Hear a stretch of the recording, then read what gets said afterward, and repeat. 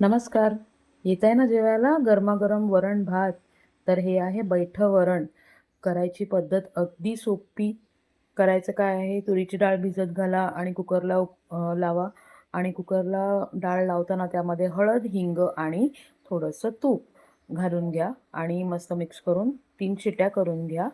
डाळ छान उकडली जाते आणि त्यानंतर जेव्हा गरम असते डाळ, त्याच वेळेला तुम्हाला फोडणी घालायची आहे जिरं, हिरवी मिरची आणि कढीपत्त्याची. मस्त मिक्स करून घ्यायचं. चवीपुरतं मीठ ॲड करायचं आणि लिंबाचा रस घालायचा आणि वरून फ्रेश कोथिंबीर. बस तुमचं बैठं वरण रेडी आहे. यामध्ये काही पाणी वगैरे ॲड करायचं नाही आहे.